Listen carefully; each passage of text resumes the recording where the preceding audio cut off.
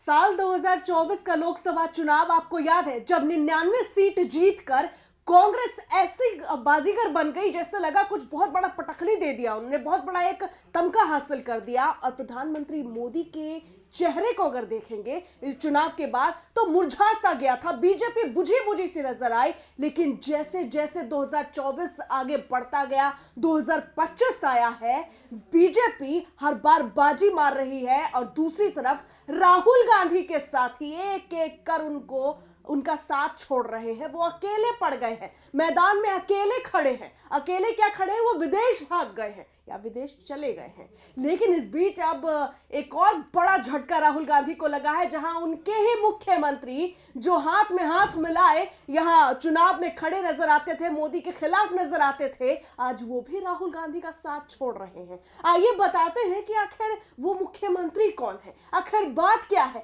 और राहुल गांधी बिल्कुल एकांतवास में कैसे चले गए हैं। इसी विषय पर हमारे साथ बातचीत करने के लिए हमारे प्रधान संपादक सुनील राउत जी हैं, उनका बहुत बहुत स्वागत है। जी धन्यवाद। राहुल गांधी आज बिल्कुल अकेले पड़ गए हैं। पूरे देश के राज्यों की बड़ी बड़ी राजनीतिक पार्टियां जो उनका साथ दे रही थी आज साथ ही नहीं है, सब अलग पड़ गए हैं। अब तो एक मुख्यमंत्री भी निशाने पर है, क्या कहेंगे? बिल्कुल नहीं, देखिए रंजना, ये 2025 का जैसे ही आगाज हुआ है, वैसे तो 24 के अंत के साथ साथ ही कांग्रेस का भी जो एक गुब्बारा फुलाया गया था राहुल गांधी के नाम का, वो भी, उसकी भी हवा कम कम होती गई और अब तो 25 आते आते वो एकदम फूट गया।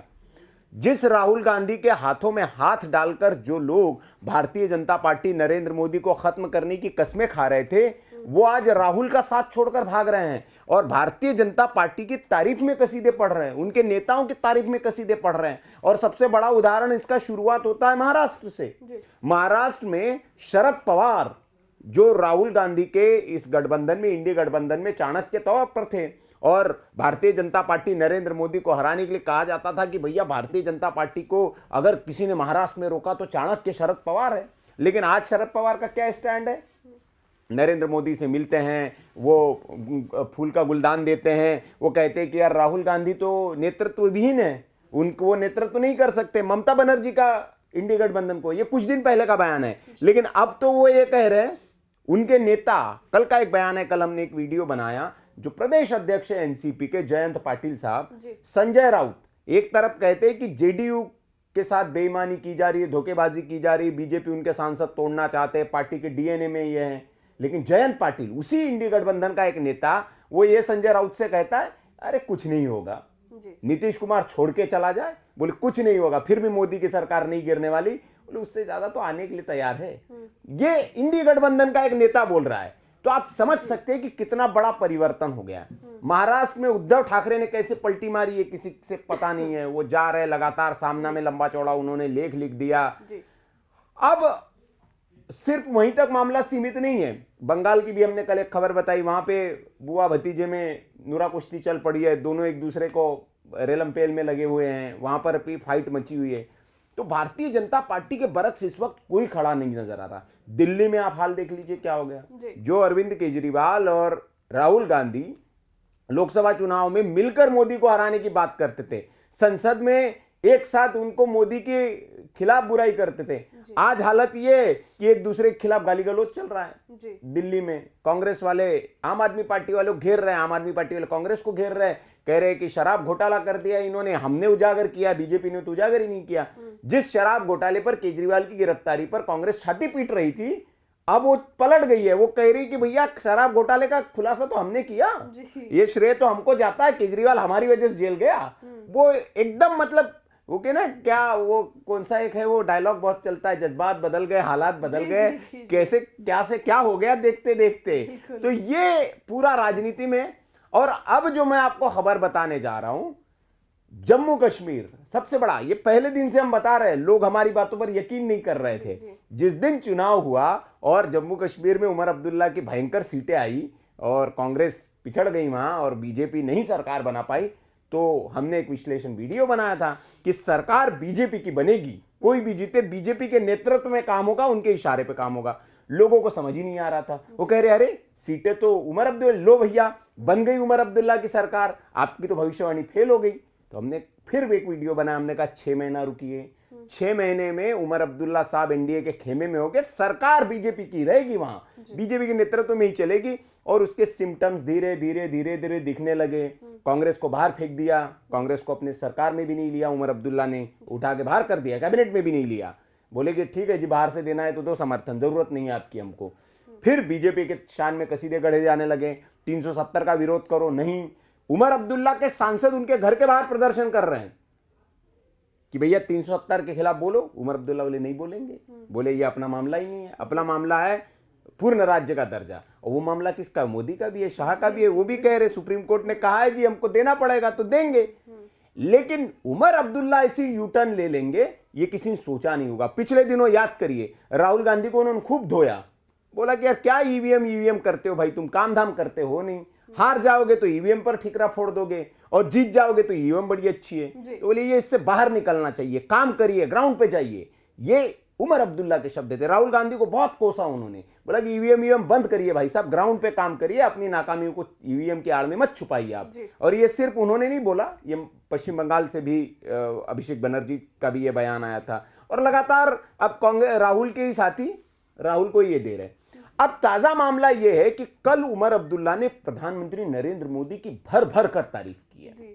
एक रेल परियोजना के शुभारंभ के मौके पर अश्विनी वैष्णव और प्रधानमंत्री मोदी दोनों की तारीफ की। चलो मोदी की तारीफ की समझ में आता है, अश्विनी वैष्णव की भी तारीफ कर रहे हैं, जिनको रेल मंत्री बताया करता था इंडी गठबंधन विपक्ष, अब वो इंडी गठबंधन का एक साथी उस रेल मंत्री की भयंकर तारीफ कर रहा है, कह रहा है कि अश्विनी वैष्णव साहब आहा क्या काम कर रहे हैं वो।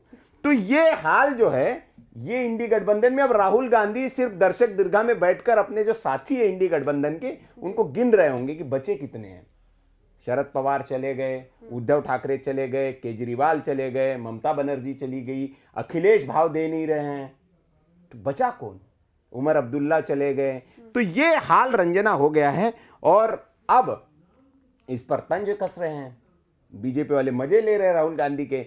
प्रवेश वर्मा जो अरविंद केजरीवाल के खिलाफ जिनको मैदान में उतारा गया है नई दिल्ली सीट से, उन्होंने बोला है कि भैया अब वो उमर अब्दुल्ला की उन्होंने क्लिप्स साझा कर दी जिसमें वो मोदी की भर भर कर तारीफ कर रहे हैं। बोले कि अब इंडी गठबंधन वाले अब तक तो ईवीएम हैक का आरोप लगाते थे, अब तो ये ना कह दे कि हमारा सीएम हैक कर लिया है। तो ऐसे ऐसे मजे अब कांग्रेस पार्टी के लिए जा रहे हैं और वो कह रहे कि लेकिन मोदी जी ने तो हमारे मुख्यमंत्री को ही हैक कर लिया है। देश के विकास पुरुष आदरणीय प्रधानमंत्री जी के काम की ऐसी करते हैं कि धुर विरोधी भी काम की प्रशंसा किए बिना नहीं रह सकते। ये प्रवेश वर्मा का बयान है। अब उमर अब्दुल्ला ने क्या कहा था, उमर अब्दुल्ला ने जो कहा था वो दरअसल प्रधानमंत्री नरेंद्र मोदी सोमवार, मतलब कल की बात हम कर रहे हैं, वीडियो कॉन्फ्रेंसिंग के जरिए जम्मू मंडल में जो रेलवे मंडल का उद्घाटन करने के लिए जुड़े थे और जम्मू कश्मीर के नेताओं ने खूब इस पर खुशी जाहिर की।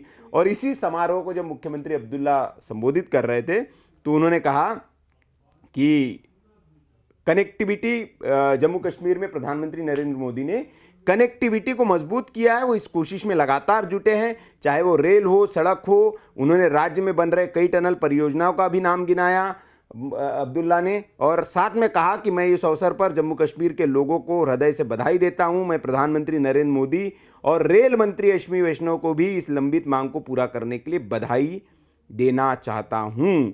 और इस तरह से उन्होंने खूब भर भर कर तारीफ की और मोदी जी ने भी उद्घाटन किया। उसके बाद उन्होंने कहा कि नए मंडल से जम्मू कश्मीर के साथ पंजाब, हिमाचल प्रदेश के कई शहरों को भी लाभ मिलेगा। इससे लेह लद्दाख के लोगों को भी सुविधा मिलेगी और जम्मू कश्मीर रेल अवसंरचना में नए कीर्तिमान स्थापित हो रहे हैं। तो जम्मू कश्मीर में जो एक विकास की जो बात, जो इतने दिनों तक विकास से दूर रहा जम्मू कश्मीर, वो भी एक केंद्र सरकार ने बताया कि हम भाई विकास हमारे लिए एजेंडा है, मॉडल है और उस मॉडल पर हम चल रहे हैं। विकास के मॉडल पर हम भारतीय जनता पार्टी चलती है और इसीलिए अब बीजेपी वाले कह रहे हैं कि वही विकास का मॉडल है जिसकी वजह से विरोधी जो है, विपक्षी जो है, वो भी हमारे मुरीद हो जाते हैं। मतलब कुल मिला के जो विपक्ष का जो इंडी गठबंधन था उसमें से जितना भी खेमा है, कुछ ना कुछ कभी ना कभी वो मोदी की तारीफ करते नजर आ रहे हैं अगर देखा जाए तो, और कहीं ना कहीं केंद्र सरकार की कई योजनाओं का जिक्र भी करते आ रहे हैं, जैसा कि देखा जाए जैसे महाराष्ट्र हो गया और अभी आप जम्मू कश्मीर का भी बात कर रहे हैं। राहुल गांधी को ये बात कब समझ आएगी, कब वो, जैसे विदेशों में जाकर वो एक बात बहुत प्रचलित है उनका, एक बात कहते हैं कि संविधान भारत में भारत में खतरे में है। हाँ। संविधान जो है वो ताक पर रख दी गई है, सारी चीजें खराब हो गई है। बाबा साहब अंबेडकर का भी नाम लेते हैं तो वो कब एक्सेप्ट करेंगे वो? नहीं, यही बात देखिए समझने की है कि धूल चेहरे पर थी और ताउम्र मैं आईना साफ करता रहा, एक बड़े मशहूर शायर है, उनकी ये नज्म है, उसकी पंक्तियां है कुछ कि धूल चेहरे पे थी और हम आईना साफ करते रहे। तो राहुल गांधी यही कर रहे हैं। पार्टी में गड़बड़ियां हैं, नीतियों में गड़बड़ियां है, रणनीति गड़बड़ है, उसको ठीक कर, नेता गड़बड़ है, उसको ठीक करने के बजाय आप दूसरों पर दोषारोपण कर दीजिए और अपनी जो कमजोरियां हैं उसको उसकी आड़ में आप छिप जाइए। तो ये करते रहेंगे तो आप विजयश्री हासिल नहीं कर सकते, आप टक्कर नहीं दे पाएंगे। आप तात्कालिक तौर पर तो खुश हो सकते हैं, जमीन पर आपका जो काडर है, जो भीड़ है, जो एंटी मोदी लोग हैं, वो थोड़ी देर के लिए खुश हो सकते हैं आपके बयानबाजी से, और आपको लग सकता है सोशल मीडिया पर माहौल बन सकता है, ट्विटर पर माहौल बन सकता है, उसमें भी फेक अकाउंट बहुत ज्यादा होते हैं जो उस बात को शेयर करते हैं, कुछ पाकिस्तानी होते हैं, कुछ चीनी होते हैं। अब वो उनकी खुशी के लिए आप करिए, लेकिन जो ग्राउंड पर वोटर है उनकी खुशी के लिए करना होगा तो आपको काम करना होगा, आपको जमीन पर मुख्य मुद्दों को उठाना पड़ेगा, जो मुद्दे हैं और जो अच्छे काम है उसको आपको सराहना करनी पड़ेगी, प्रशंसा करनी पड़ेगी। आप अच्छे कामों की प्रशंसा करेंगे और जो गलत कर रहे हैं उस पर टोकेंगे तो जनता को लगेगा कि हाँ आप सकारात्मक राजनीति कर रहे हैं। लेकिन आपकी सारी की सारी राजनीति नकारात्मकता पर आधारित हो गई है। आप मोदी विरोध में कभी कभी देश का विरोध करने लग जाते हैं, मोदी विरोध में कभी कभी आप सनातन धर्म का विरोध करने लग जाते हैं। तो ये जो राहुल गांधी को अपनी रणनीति है, स्ट्रेटेजी है, इस पर रंजना बदलाव करना चाहिए। और मुझे लगता है कि उनके जो सलाहकार मंडली के लोग हैं वो बताते होंगे उनको कि भाई संसद में जैसे उन्होंने जब बाहें चढ़ा चढ़ा के बोल रहे थे, आप अपनी बात को तल्ख लहजे में भी कह सकते हैं और अच्छे लहजे में भी कह सकते हैं। भारतीय जनता पार्टी के पास भी कई स्पीकर है संसद में, आपने देखा होगा, और लोग उनकी बातों को बड़े गौर से सुनते हैं। लेकिन राहुल गांधी तो कहते हैं मोहब्बत की दुकान लगाते हैं। हाँ, कांग्रेस पार्टी में भी अच्छे अच्छे नेता है, बहुत अच्छे अच्छे स्पीकर है, लेकिन कांग्रेस पार्टी में ऐसे लोगों की पूछ नहीं है, उनको साइडलाइन कर दिया जाता है। कांग्रेस पार्टी में भी बड़ी बढ़िया बढ़िया नेता, लेकिन आपने उनको दरकिनार कर दिया। एक नई लॉबी आ गई है जो एक उग्र नेताओं की लॉबी है, जो हाथ में लाठी लेके डंडे लेके खड़े, इस तरह की फौज, कन्हैया कुमार, सुप्रिया श्रीनेत, मतलब जुबान से डंडे बरसाते हैं ये लोग। तो ऐसे लोगों की फौज, और आपको लगता है कि ऐसे लोगों को आप ले आएंगे, मतलब शालीनता, संयम जो है ये गायब हो गया है। वैसे जो कांग्रेस है इस पे ये भी सवाल खड़े कर सकती है हाँ। कि फिर आप रमेश बिधूड़ी जी को कैसे भूल सकते हैं। बीजेपी के भी कई ऐसे नेता हैं जो कहीं ना कहीं बड़बोलापन उनका जाहिर होता है, कई बार वो लिमिट क्रॉस कर जाते हैं। रमेश बिधूड़ी जी का हम उसका समर्थन नहीं कर रंजना, एक्सेप्शन हर जगह होता है। मतलब 100 नेताओं में 2 नेता खराब हैं तो वो ठीक है, वो तो है ही खराब, उनको तो खराब ही कहा जाएगा। लेकिन आपके 100 में 98 खराब है, 2 ही अच्छे हैं, तो आपके पास तो फौज आपने बना दी है। आपका जो नेतृत्व है वही बाहें चढ़ा चढ़ा के संसद में बात करता है, और किस मुद्दे पे बात करनी है आपको वही नहीं पता। एक मुद्दा ही सेट नहीं है, एजेंडा ही सेट नहीं है। कभी चीन पे चले जाएंगे, कभी जापान चले जाएंगे, कभी रशिया चले जाएंगे, आप मुद्दे पे है ही नहीं। जिस विषय पर आपको संसद में बात करनी है उस विषय को छोड़कर आप सब विषय बोल देते हैं। भगवान ले आते हैं, तस्वीरें ले आते हैं, हाथ दिखा देते हैं, चक्रव्यूह बता देते हैं और पता नहीं क्या क्या बता देते हैं, लेकिन मुद्दे से कोई मतलब नहीं है उसका।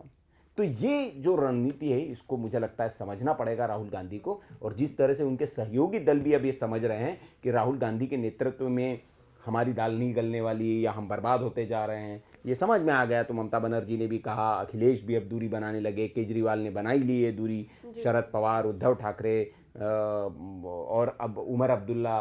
तो ये सब लोगों को शायद समझ में आ रहा है, दक्षिण भारत के नेताओं को भी शायद समझ आ गया होगा, क्योंकि कांग्रेस पार्टी का अपना जनाधार जो है वो खोता जा रहा है, और कांग्रेस पार्टी दूसरे के कंधे पर बंदूक रखकर सोच रही है कि वो नरेंद्र मोदी को परास्त कर देगी।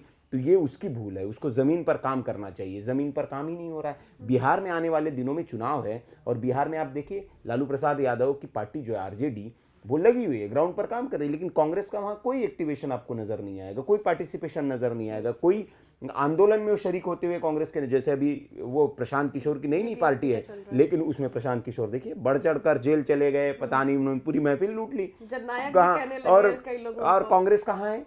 किसी आंदोलन में कांग्रेस का नाम आया? कोई खबर में आपको कांग्रेस दिखी?